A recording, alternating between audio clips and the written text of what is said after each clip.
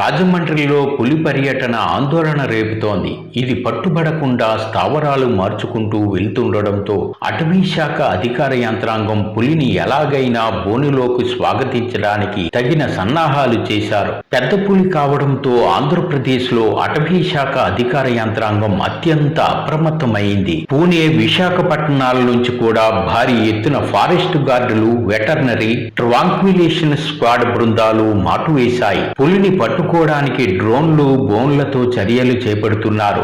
ఈ పులి దివాన్ చెరువు ప్రాంతం నుంచి తొర్రేడు ప్రాంతానికి చేరుకుని ఇప్పటికే 3 ఆవులను, దూడలను చంపినట్లు అధికారులు గుర్తించారు. ఇలా పులి కదలికలు అంకమ్మ తల్లి కొండ ప్రాంతం వైపు కూడా ఉన్నట్లు అనుమానిస్తున్నారు. ఈ పులి జాడ తెలుసుకుని 1-2 రోజుల్లో బోనులో బంధించి తీరుతామని ఎమ్మెల్యే బత్తుల బలరామకృష్ణ చెబుతున్నారు. ప్రజలు లేనిపోని ప్రచారాలు నమ్మవద్దని చెబుతున్నారు.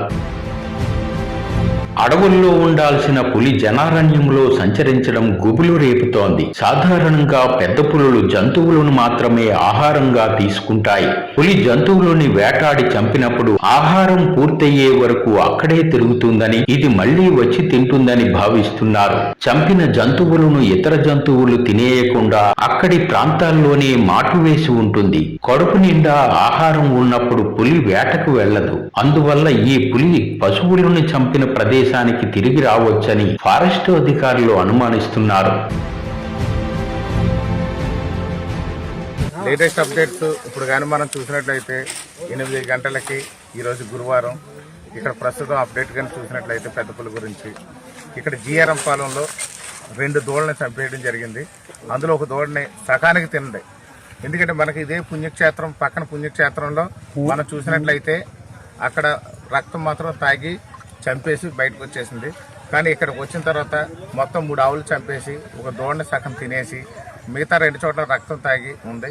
కాబట్టి ఈరోజు ఆహారం తింది కాబట్టి ఖచ్చితంగా ఇక్కడ అది రెస్ట్ తీసుకునే అవకాశం ఉంది. రెస్ట్ తీసుకునే టైంలోనే మన ఈ రెస్క్యూ టీం అంతా కూడా దాన్ని పట్టుకోవడానికి కూడా అవకాశం ఉంది. ప్రజలు ఎవరు కూడా ఈ పరిసర ప్రాంతాలకు రావద్దని చెప్పి తెలియజేస్తున్నాను. మీరందరూ కూడా పొలాల్లో కూడా సంతరించొద్దని కూడా తెలియజేస్తున్నాను.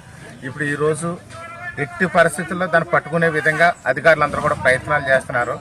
ఎందుకంటే ఇక్కడ ఇది దొరికే ప్లేస్గా కూడా అనుకూలంగా ఉందనే విధంగా కూడా అధికారులు తెలియజేస్తున్నారు. కాబట్టి ఎవరు కూడా భయభ్రాంతులు కావద్దు, మీరు జాగ్రత్తలు పాటించండి. ఇప్పటికీ చుట్టుపక్కల గ్రామాల్లో స్కూల్స్ అన్ని కూడా సెలవులు ప్రకటించాము.